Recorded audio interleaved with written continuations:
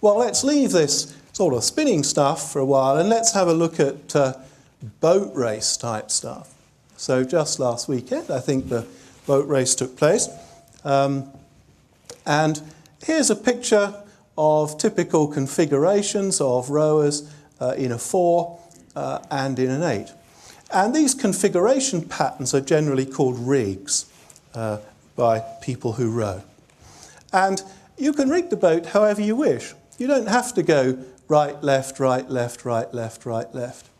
Okay, it's up to you how you rig the boat. You could have 4 people on the left-hand side, followed by 4 people on the right-hand side if you wanted. But this is the so-called standard or conventional rig that you will generally see used by oarsmen on the river. And a question that I asked myself about 18 months or so ago was, is this really the best configuration to use?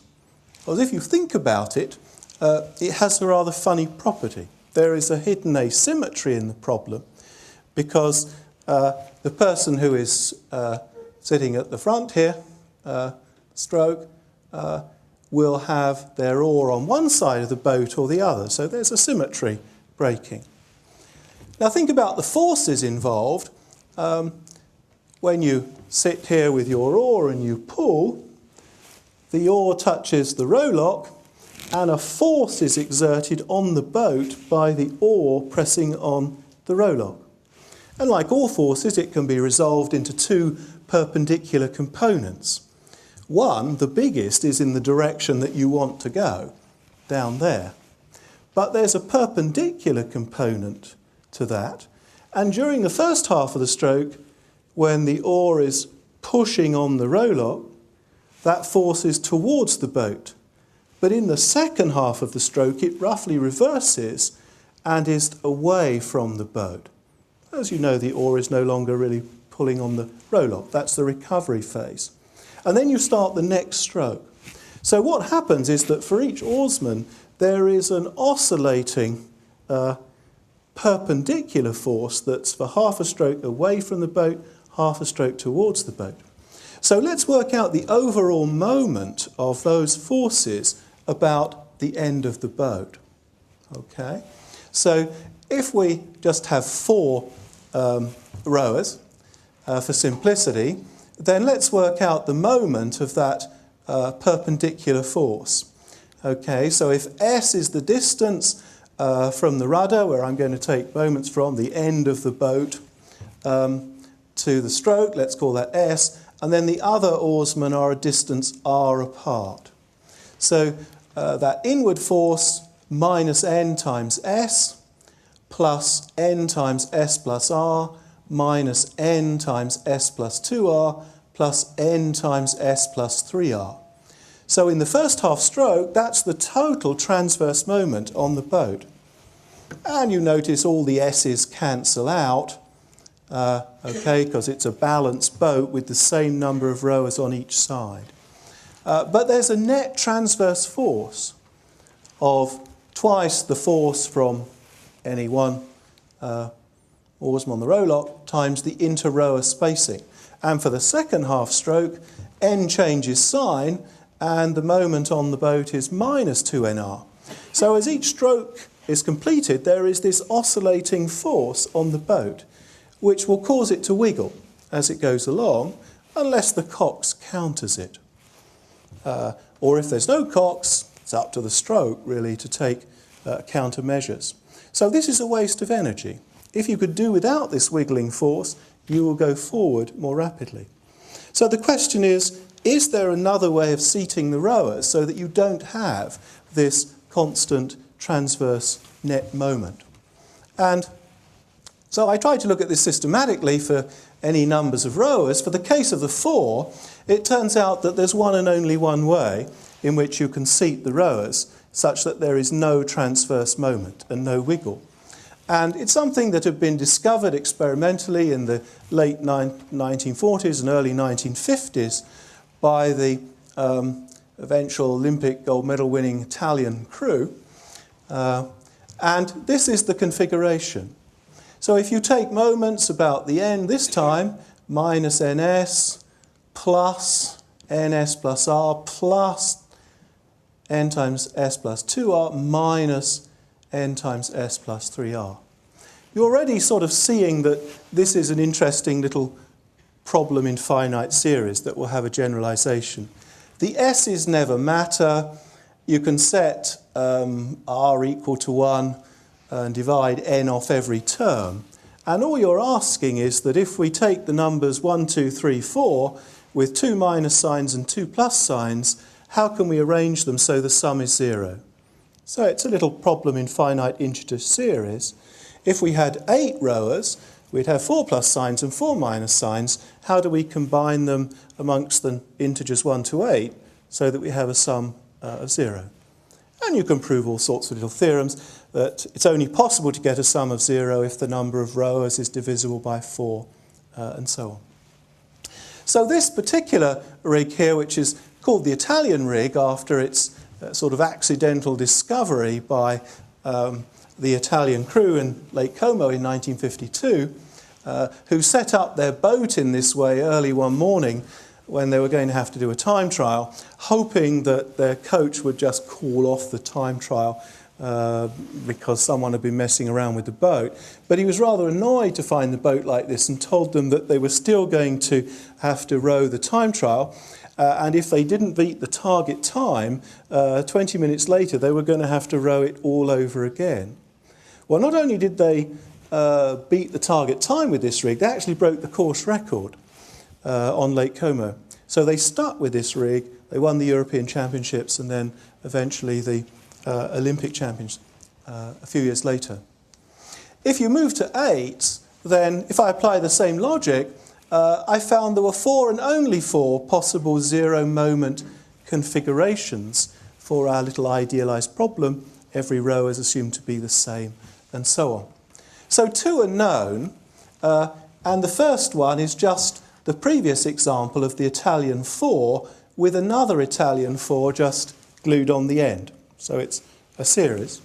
There's another one here which sort of has an Italian rig in the middle and then the other 2 pieces at either end.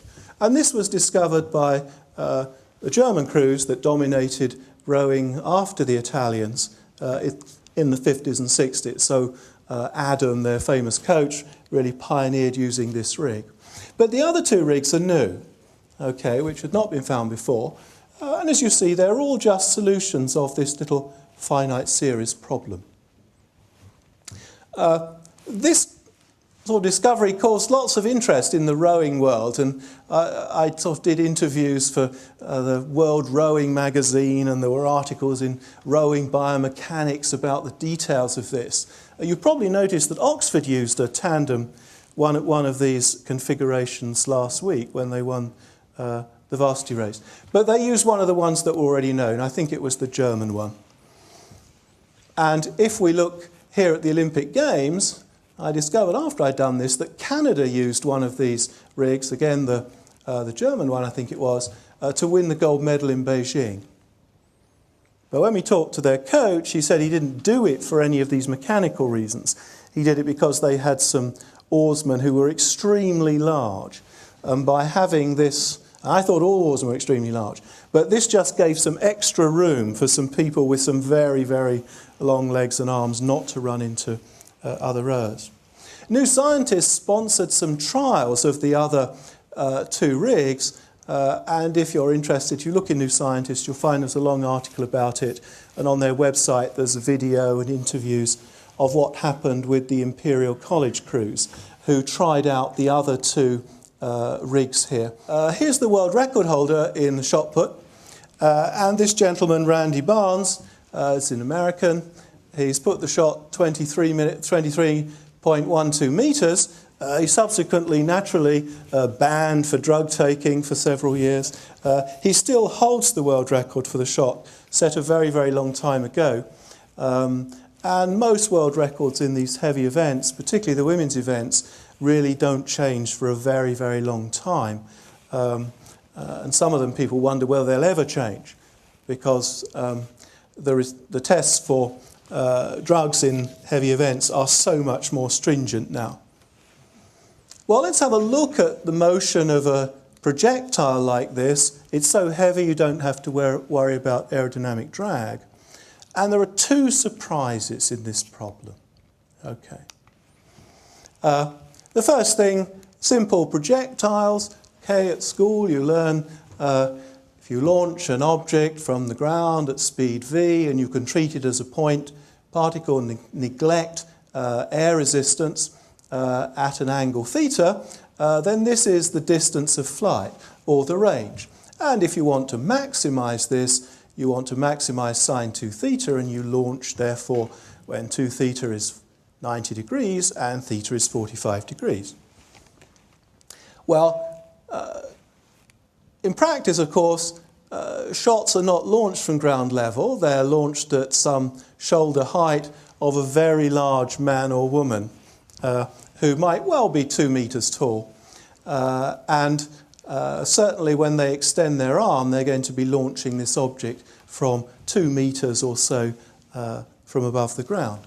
And so if you recalculate the range, allowing for this launch from above ground level, you're not going to get an optimal angle of 45 degrees. It's probably nearer 43 degrees, 43 and a bit degrees. And this is the sort of thing that you find in all sorts of elementary little articles in American Journal of Physics, or maybe even in Mathematical Gazette and other such publications, about how important it is to take this little detail into account, that you don't launch at 45 degrees to get the optimal range. Now, if you know anything about athletics, you know that top shot putters don't launch shots from anywhere near 43 or 44 degrees. The launch trajectory is much, much shallower. It's down around 39 degrees. So what's going on here? Well, the problem is in that all these previous analyses have treated the angle of launch and the speed of launch as somehow being completely independent, freely specifiable initial conditions.